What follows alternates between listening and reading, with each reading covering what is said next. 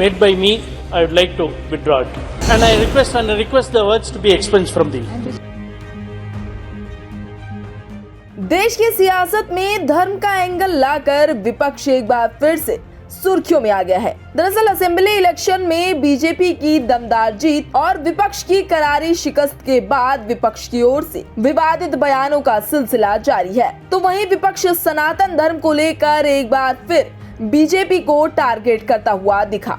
DMK के सांसद की तरफ से एक बार फिर विवादित बयान से विवाद खड़ा हो गया है और इस बार हिंदी राज्यों पर निशाना साधा गया। संसद के शीतकालीन सत्र के दूसरे दिन डीएमके सांसद जेएनवी सेंथिल कुमार एस ने बीजेपी की जीत को निशाने पर लिया और अपने बयानों में कुछ ऐसा कह दिया जिसको लेकर बाद में उन्हें माफी भी मांगनी पड़ी। सेंथिल कुमार ने कहा कि इस देश के लोगों को ये सोचना चाहिए कि भाजपा की ताकत केवल हिंदी राज्यों में चुनाव जीतना है, जिन्हें हम आमतौर पर गौमूत्र राज्य कहते हैं। तमिलनाडु में धर्मपुरी लोकसभा सीट से सांसद डीएमके नेता सिर्फ यही नहीं रुके, आगे उन्होंने कहा कि बीजेपी दक्षिण भारत में नहीं आ सकते हैं। उन्होंने आगे कहा कि आप देखेंगे कि तमिलनाडु, केरल, तेलंगाना और कर्नाटक में क्या हुआ, हम वहाँ बहुत मजबूत हैं। उन्होंने कहा कि हमें आश्चर्य नहीं होगा कि यदि आप इन सभी राज्यों को केंद्र शासित प्रदेश बनाकर अप्रत्यक्ष रूप से सत्ता में आ जाएं। तो वहीं डीएमके सांसद की इस टिप्पणी को लेकर बीजेपी ने भी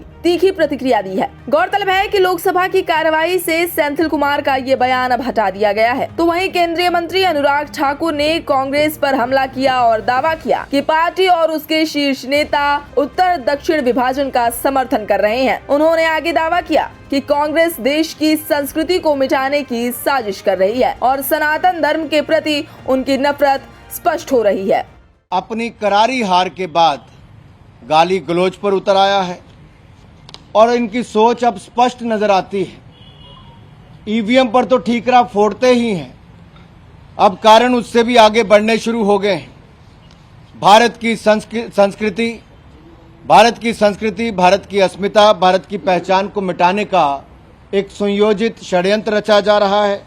ये उत्तर भारत को, भारतीयों को और यहाँ तक कि सनातन धर्म को नीचा दिखाने में कोई कसर नहीं छोड़ रहे। गौरतलब है कि डीएमके सांसद सेंथिल कुमार की इस विवादित टिप्पणी पर कांग्रेस ने भी अपना किनारा कर लिया है। कांग्रेस सांसद अधीर रंजन सिंह ने कहा कि कोई भी व्यक्तिगत रूप से सदन में कोई बात कहता है तो उससे हमें क्या लेना देना, हम तो गौ माता बोलते हैं। उन्होंने कहा कि जो ये बात कहते हैं उनसे पूछना चाहिए और ये कहकर अपना हाथ इस मामले से खींच लिया। हालांकि मामला गहराता देख खुद सांसद सेंथिल ने भी अपनी की गई टिप्पणी के लिए माफी मांग ली है और इस मामले को ज्यादा उछाल ना मिले इसलिए संभलते दिखे।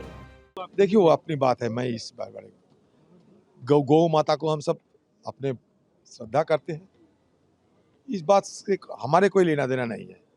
कोई इंडिविजुअल कोई सदन के अंदर कोई बात कहते हैं, इसमें हमें क्या लेना देना, हम गौ माता बोलते तो हैं। उन्होंने हिंदी भाषी जो राज्य है उसको गौमूत्र राज्य कहा है। पता नहीं, ये जो कहते हैं उनको पूछिए।